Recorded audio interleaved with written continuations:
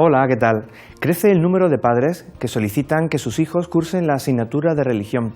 La presencia de la religión en los centros de enseñanza es discutida en algunos ámbitos, en tanto que lo religioso se identifica con las creencias personales y se intenta así apartar al ámbito privado. Sin embargo, hay un amplio espacio del hecho religioso que trasciende el ámbito privado. ¿Podríamos entender la música de Bach o la pintura de Miguel Ángel? ¿Podríamos explicar la historia de Europa y la misma conquista de los derechos humanos y grandes valores sin la concepción de la persona que históricamente ha defendido el cristianismo? Hoy hablaremos de religión, pero también de otros temas que les adelantamos en nuestro sumario. Hoy, en Haciendo Iglesia, unos 70 de cada 100 alumnos de la región de Murcia optan por estudiar la asignatura de religión, una materia que invita a la reflexión y al diálogo con el resto de conocimientos. La fiesta de la Ascensión nos recuerda que nuestro destino está en el cielo. Hoy profundizamos sobre esta solemnidad. La Cruz de Mayo se celebra estos días en muchos pueblos. En Caravaca, esa fiesta adquiere una mayor profundidad por la presencia del Lignum Crucis y la vinculación de esta ciudad con la Santa y Veracruz.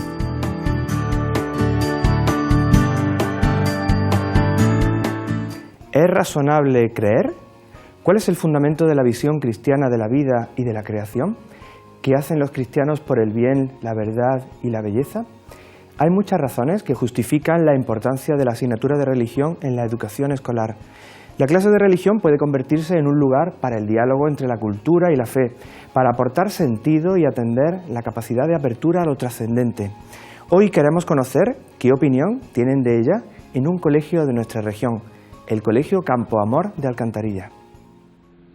La asignatura de religión ofrece a los alumnos del Colegio Campo Amor de Alcantarilla una formación integral, pero también un tiempo para la oración y la reflexión.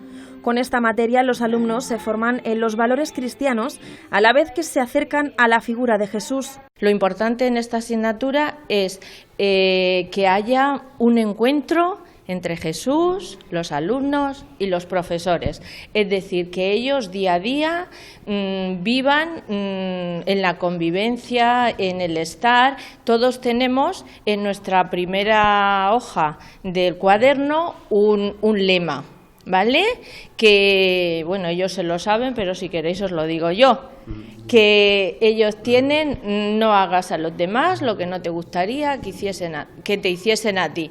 Y traducido a nuestro lenguaje cristiano, amarás al prójimo como a ti mismo.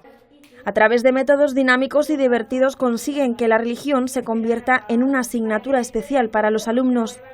Me lo paso muy bien en la asignatura porque la señora nos enseña muchas cosas, nos enseña los milagros, a entender a Jesús, nos pone canciones y películas para que lo entendamos. Aprendemos pues los sacramentos, aprendemos muchas cosas, los milagros, los apóstoles, la Biblia, el amor, la bondad. La clave, en muchas ocasiones, la tienen ellos, los profesores de religión. En el caso de esta profesora, intenta con su propio testimonio transmitirle a sus alumnos valores como la bondad, la compasión, la misericordia, el amor o el perdón. Llegó una persona y le dijo a un pobre: ¿quieres que te hable de Dios? Y el pobre le dijo: tengo hambre. Y entonces le dio su trozo de pan. Y dijo: tengo sed. Y le dio su agua. Y dijo: tengo frío, y le dio su chaqueta. Y entonces el pobre le dijo: ahora sí, háblame de ese Dios que te ha llenado de bondad, de compasión, de misericordia. Pues eso es mi satisfacción, que ellos digan: Señor, ahora háblanos de Dios porque te queremos. Esta dedicación es reconocida tanto por alumnos como por los padres, que responden positivamente. Los alumnos, yo los veo que están encantados, que les gusta. Ese es mi reto, verlos felices, verlos que encuentran el mensaje de Jesús, y los padres de momento sin ningún problema y contentos con todo lo que hacemos en clase. Los padres, pues nada, estupendamente abiertos a cualquier actividad que Mari Carmen propone, pues para ayudar, para montar el Belén en Navidad, para hacer el decorado que también lo ha hecho ella de la Semana de la Huerta, y los padres pues nada, contentos con la asignatura. Alrededor del 80% de alumnos en este centro cursan religión y más del 70% en toda la región de Murcia, datos que reflejan el interés y aprecio por esta asignatura. Sí. La unión de todos los cristianos. El número de estudiantes en nuestra comunidad que cursan la asignatura de religión está por encima de la media del resto del país. Con esta materia aprenden no solo valores, sino que también conocen una doctrina de pensamiento que fundamenta el desarrollo de nuestras sociedades. La Diócesis de Cartagena ha presentado una campaña para impulsar las matriculaciones en la asignatura de religión de cara al próximo curso escolar. A 164.437 familias. Es el número de alumnos que asisten a clases de religión en los centros de enseñanza de la región de Murcia. Suponen el 70,82% del alumnado, un punto más que el año pasado y 8 por encima de la media nacional. El remonte sin duda lo aporta la subida del bachiller y la subida de la ESO. Y prácticamente infantil, aunque ha bajado 0,5 y ha bajado un punto en primaria, lo compensa perfectamente. El obispo de la Diócesis de Cartagena, Monseñor José Manuel Lorca Planes, ha querido poner en valor esta asignatura, pero recuerda que tanto la religión como la catequesis son solo un refuerzo y que la verdadera educación en la fe la deben dar los padres. Desde los mismos padres, que son los primeros responsables de la educación en la fe de sus hijos. Nosotros, en la escuela, en la catequesis, en los distintos ámbitos, digamos que somos los que ayudamos a los padres en su primera y más importante de las tareas, la educación en la fe. Una campaña para fomentar las inscripciones en esta materia que tiene como eslogan las razones del corazón. En el corazón es donde residen las creencias, la experiencia de la fe, la búsqueda de sentido, la motivación para vivir y para amar.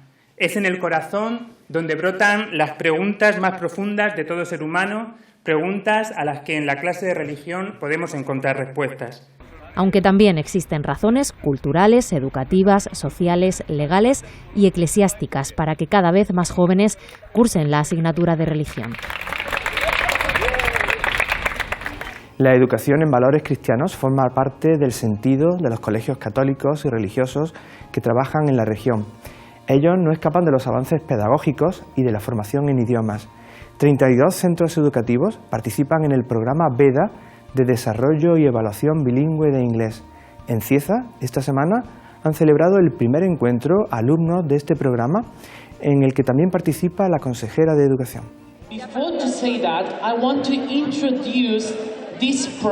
Estar en contacto con un idioma es la mejor forma de aprenderlo. En eso se sustenta el aprendizaje bilingüe. El idioma extranjero sale de la propia asignatura de inglés para ser la herramienta en la que aprenden otras materias como ciencias naturales o educación física. 26 de las 32 escuelas católicas de la región que participan en el programa VEDA se han reunido esta semana en Cieza, un encuentro al que acudieron 1000 estudiantes de quinto de primaria de centros educativos de toda la región. Aquí el alcalde de la localidad les daba la bienvenida. Un día de convivencia que no vais a olvidar, yo creo que ya nunca.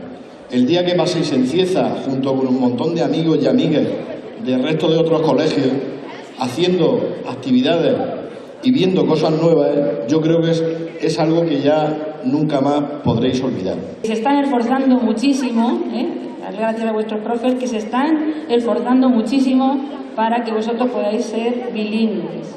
El propósito último del programa VEDA es que los alumnos de escuelas católicas mejoren las competencias en idiomas, también que los jóvenes tomen conciencia de la diversidad de culturas y la riqueza idiomática que encierran. Y tenemos en el programa VEDA unos 26 centros asociados de escuelas católicas y algún centro también de otra región, de otra provincia, para propiciar y favorecer el bilingüismo, que es una de las cosas importantes que hoy todo alumno debe conocer, porque para el futuro del mañana los idiomas son imprescindibles.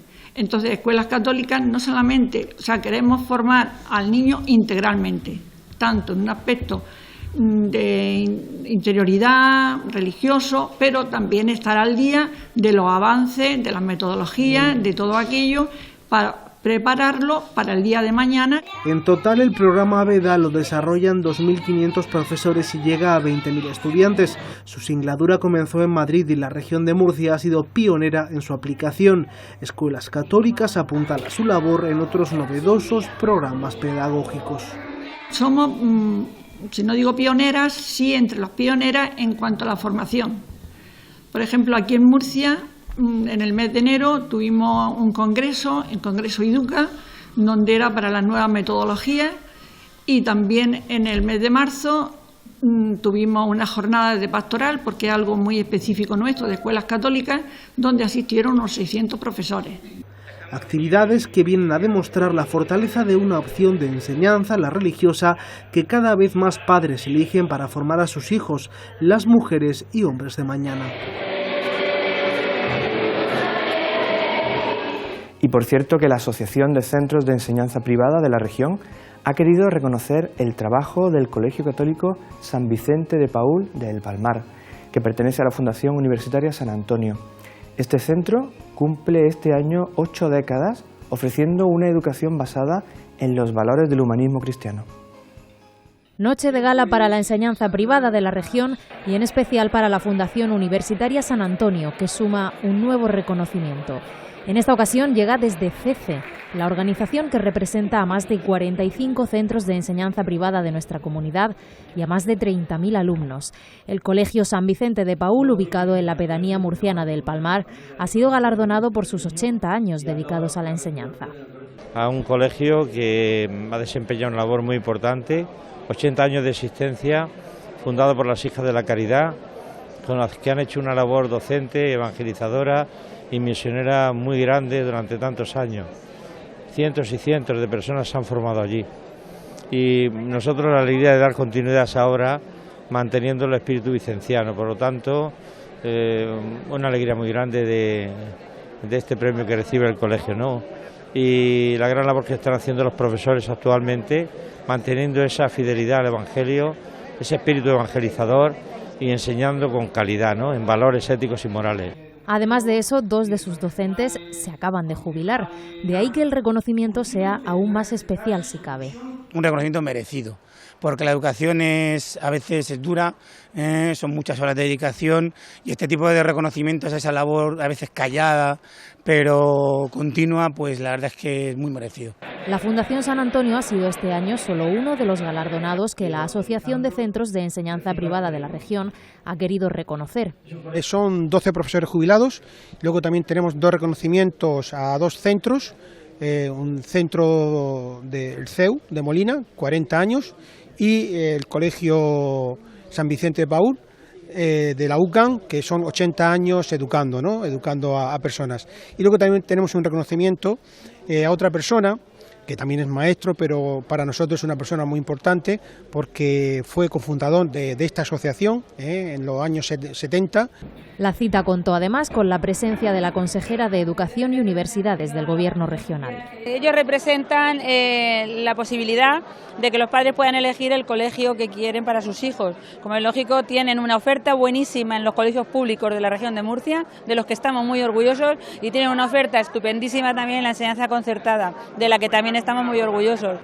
Un evento que reunió a más de 300 personas que representan una apuesta firme por la libertad de enseñanza. Y esta mañana el Santo Padre ha congregado a miles de fieles en la plaza de San Pedro. En su catequesis ha reflexionado sobre el sentido de la parábola de la oveja perdida. Recordaba el Santo Padre en su audiencia de hoy una reflexión. ¿Quién abandonaría el rebaño a su merced para ir a buscar a la oveja descarriada? Jorge Mario Bergoglio responde así. No parece sensato, y sin embargo así hace el buen pastor. No se preocupa de poner a salvo primero al resto del rebaño, sino que va de inmediato en busca de la oveja perdida y la lleva a casa sobre sus hombros. Los fariseos, dice el Papa, no entendían la relación de Jesús con los pecadores, algo que se repite aún en nuestros días. El Santo Padre dice que hay un motivo para este modo de actuar. No podemos exigir al Señor que permanezca con nosotros olvidándose del otro. Nadie puede sujetarle, frenar su amor por todos. Si queremos tenerlo, debemos seguirlo allí donde se encuentra la oveja descarriada. Si nos movemos con él, también nosotros haremos fiesta al encontrarla y volver juntos a casa. El Papa Francisco ha realizado su audiencia hoy desde la Plaza de San Pedro. Aquí ha saludado a un grupo de peregrinos de Mérida y Cáceres, que han acudido acompañados de sus respectivos obispos, Monseñor Celso Morga y Francisco Cerro. Este domingo celebra la Iglesia la solemnidad de la Ascensión del Señor. Recordamos uno de los hechos claves de Jesús. Con la ascensión del Señor al cielo se inaugura un tiempo nuevo para la Iglesia. Monseñor Lorca Planes nos habla de ello.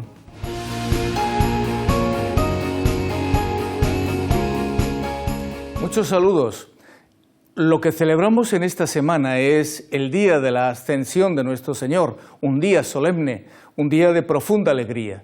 Todos recordamos cómo en la época en la que Jesucristo pasa por un trance difícil, duro, hasta llegar después de la pasión a la cruz, hemos visto cómo los discípulos incluso se metieron dentro de una experiencia de miedo, de temor, a causa de la fe en nuestro Señor Jesucristo, cosa que no fue un acontecimiento puntual en la historia de la salvación. Muchas veces sucede y en este momento en muchos lugares del mundo hay cristianos perseguidos a causa de la fe. Cada uno tenía sus razones, me refiero a los discípulos del Señor, pero el caso es que todos huyeron. No habían sido capaces de interpretar lo que Jesucristo les dijo a los discípulos de Emaús. ¿No os habéis fijado en la Sagrada Escritura? Si estaba todo ahí. Después de los encuentros con el resucitado, la cosa cambia radicalmente. Se comprende que los discípulos han entendido el mensaje de Jesucristo. Y en ese momento histórico, cuando ellos han entendido esta fuerza que les viene de lo alto, ya no hay temor, sino fe, confianza. Por eso escuchan lo que el Señor les dijo: id a Jerusalén. Y volvieron a Jerusalén con gran alegría. Los apóstoles conocían las maneras de actuar el Señor, las enseñanzas de Él, su palabra, lo que predicó, hasta la misma muerte de nuestro Señor. Y recibieron la fuerza del Espíritu. Algo había pasado, y desde luego no poco. Fue la confianza en el Señor y la fuerza del Espíritu. Ahora comienzan tiempos nuevos. Ahora ellos van a ser los que van a llevar adelante la condición de testigos. Van a ser los nuevos surcos donde van a establecer la nueva vida que ofrece nuestro Señor, dando frutos nuevos. Las primeras comunidades cristianas han nacido de la fe en Cristo por medio de la predicación, por medio del testimonio de la vida, incluso a través de las persecuciones. Sin embargo, el Señor ha permanecido muy cerca de nosotros, dándonos señales de su presencia, de la confianza, de que no tengamos miedo. Incluso hoy no debemos tener miedo a nada, el Señor está con nosotros. A partir de este momento comienza el tiempo de la Iglesia, en el momento en el que ellos se lanzan a predicar. Ellos van con confianza, con fe, con alegría, con oración, en el misterio de la alabanza y de la misión.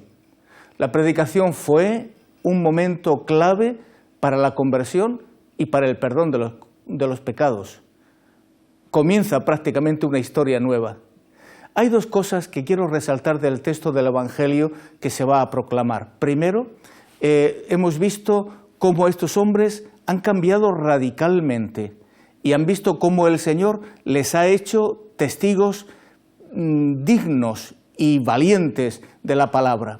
Pero en segundo lugar, hay algo que me gustaría que estuvieran pendientes en la lectura del Evangelio. Dice en un momento que les bendijo.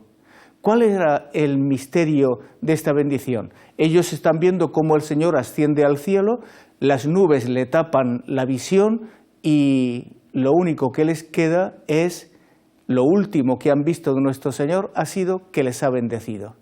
Bueno, pues incluso a veces en los momentos de falta de fe, confiad en Dios que sigue bendiciéndonos Esa ha sido la imagen más bella y más preciosa que se les ha quedado grabada en la retina a estos hombres, testigos del amor de Dios y de la resurrección de nuestro Señor. Que tengan un feliz domingo.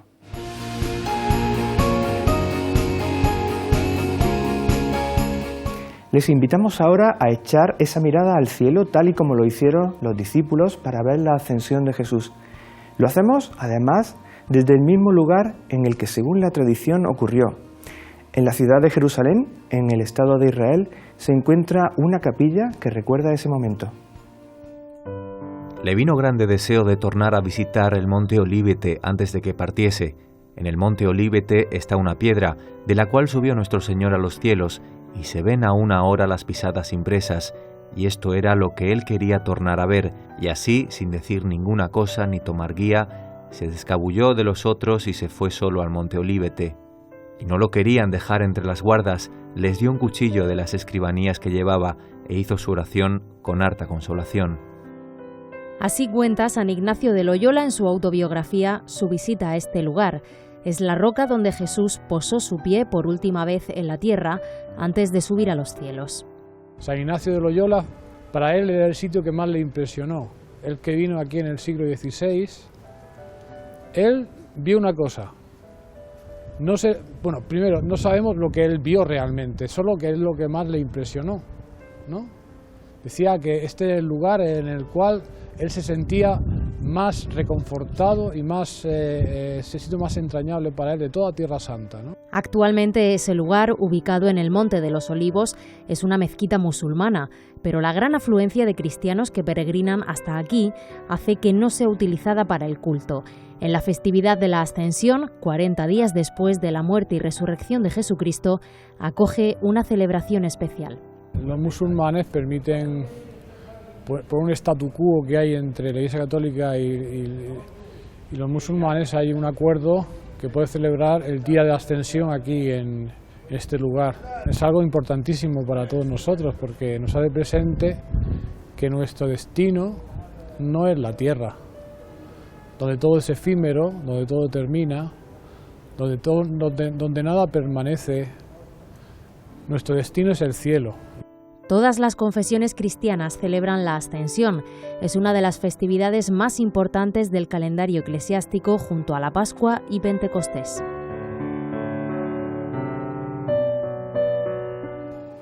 Y esa mirada al cielo nos lleva también, y de un modo especial, a poner la mirada en el prójimo, especialmente en los que peor lo están pasando. Unos 1.500 personas no tienen hogar o viven al borde de la exclusión social en la región de Murcia. Son las principales víctimas de la crisis económica que estamos viviendo. Este colectivo pasa desapercibido a los ojos de la mayoría, pero está ahí. Y de ayudarlos se encargan organizaciones como Cáritas Diocesana. Esta semana han firmado un convenio con la Consejería de Fomento que va a permitir pagar el alquiler a 160 familias.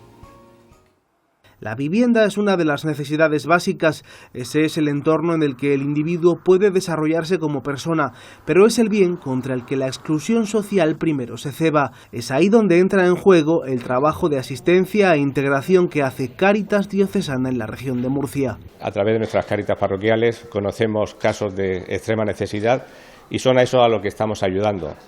Gracias a eso, más de 100 familias han podido ser atendidas en situación de desahucio, de posible desahucio o de falta de pago de alquiler.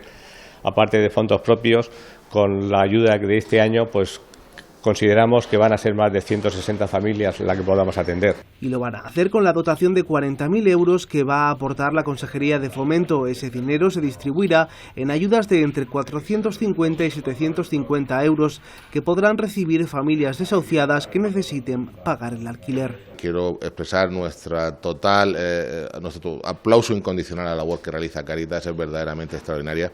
Sin ellos sería mucho más complicado el poder estar ayudando a tantos ciudadanos como se está haciendo en estos últimos tiempos y desde luego quiero recalcar que el compromiso está ahí, que esta labor se va a seguir desarrollando a lo largo de los próximos tiempos. Y no descarta el titular de Fomento, Francisco Bernabé, que puedan incrementarse en próximos ejercicios.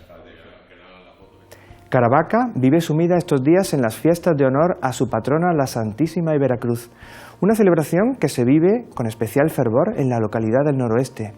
Desde el domingo los actos religiosos han marcado el ritmo en este municipio, procesiones, una misa pontifical y la bendición de las aguas en el templete, que constituyen tradiciones que no hacen sino avivar la devoción de un pueblo que vive entregado a la Veracruz. Los ángeles trajeron a Caravaca la cruz para que un sacerdote pudiera oficiar una Eucaristía ante unos musulmanes que le tenían preso. El siglo XIII es el primer momento en el que se tiene constancia de la santa reliquia. Perteneciente al primer patriarca de Jerusalén, contaba en su interior con un lignum crucis, un fragmento del madero en el que Jesús fue crucificado. La fe y la tradición han hecho el resto en estas tierras. Desde el pasado fin de semana, Caravaca vive con devoción las fiestas en honor a su patrona, la Santísima y Veracruz. Religión, costumbres y folclore se dan la mano en una fiesta que saca a los fieles de sus casas. El domingo, una ofrenda en la Basílica Menor Santuario marcó el inicio del calendario de actividades religiosas. El lunes, el templo acogió una misa conmemorativa de la aparición de la cruz. El 2 de mayo está marcado en el calendario de la ciudad del noroeste por una cosa más, los caballos del vino. Ya por todo lo alto. No hay otra fiesta como esta, porque esto es ya, antes no, pero ahora ya la fiesta del mundo. Cada uno tiene, es que hay mucha variedad, entonces para mí lo más bonito es la subida a la cuesta del castillo. Eso es lo más bonito, la carrera de los caballos del vino. Cuando suben los caballos a la cuesta. A mí también. ¿Y el manto? Un día después, el obispo de la diócesis de Cartagena, Monseñor José Manuel Lorca Planes, presidía una santa misa pontifical en la parroquia del Salvador de la localidad. La procesión de la Santa Reliquia, el baño de la cruz y la bendición de las aguas, que tuvo lugar en el templete, jalonaron también un día de fe en Caravaca.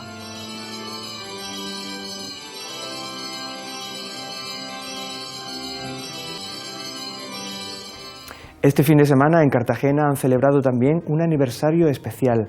La Parroquia del Cristo de la Salud de la Diputación de los Dolores ha conmemorado su 50 aniversario. Una procesión con las imágenes de San Cristóbal y de Nuestra Señora de los Dolores invitaba a los fieles a participar en esta celebración. El sonido seco de las cornetas avanzaba el desfile procesional, las manolas de luto riguroso. La alegría en las calles de la Diputación Cartagenera de los Dolores era evidente. La conmemoración del 50 aniversario de la Parroquia del Cristo de la Salud congregaba el pasado fin de semana a centenares de fieles. A las 5 de la tarde las puertas del templo se abrían para dejar paso a la Virgen de Nuestra Señora de los Dolores. Flanqueada por los portapasos y con el ritmo que marcaba la banda de música, la imagen avanzaba por el centro de la localidad. En su camino habría de encontrarse con otro trono, el de San Cristóbal. Este último había partido a la misma hora desde la parroquia del Bohío, a la que el santo da nombre. Las autoridades cerraban el cortejo. Al frente de él el alcalde de Cartagena, José López. La jornada de fiesta concluía con la celebración de la Santa Misa presidida por el obispo Monseñor José Manuel Lorca Planes. Personalidades del ámbito académico vaticano, así como representantes del mundo universitario de Italia, se han dado cita en la presentación de la revista Vergentis sobre Derecho Canónico. Se trata de una actuación que surge en el marco de la Cátedra Internacional Inocencio III entre la UCAM y la Universidad Pontificia Lateranense. Precisamente en el aula Pablo VI de esta universidad italiana se dieron a conocer el pasado lunes todos los detalles de la publicación, que está especializada en historia del derecho, derecho común y también canónico. En la presentación participó una delegación de la Universidad Católica de Murcia, encabezada por el presidente de la institución, José Luis Mendoza, así como Monseñor Enrico D'Alcobolo, rector de la Universidad Lateranense, entre otras autoridades. Y es tiempo ahora para mirar las previsiones de los próximos días. Tomen nota de los siguientes actos en nuestra agenda. Jueves 5 de mayo, desde el Vaticano, vigilia de oración con motivo de la solemnidad de la Ascensión del Señor.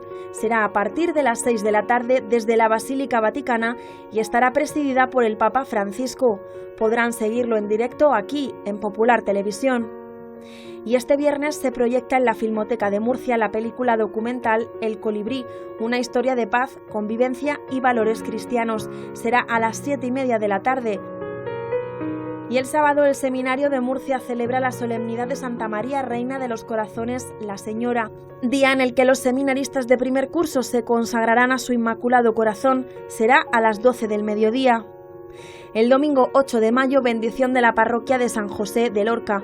La misa será presidida por el obispo de Cartagena, Monseñor Lorca Planes, y dará comienzo a las 6 de la tarde. Lo hemos oído antes. Ignacio de Loyola relata que sintió un deseo fuerte por estar en el mismo lugar de la ascensión. Algunos autores ven en ese deseo un modo de asemejarse a aquello que sintieron los propios discípulos en ese momento de la ascensión. La cercanía efectiva con Cristo, que vivían los apóstoles, daba paso a un nuevo modo de tenerle presente, con el afecto, con la oración y con la misión. Comenzaba así el tiempo de la Iglesia y del Espíritu. El cielo como meta de la vida de todo cristiano, pero con la mirada puesta también en la vida actual y en los hermanos, especialmente aquellos que sufren. De esto sabe mucho el invitado murciano del programa de hoy en Vidas con Luz.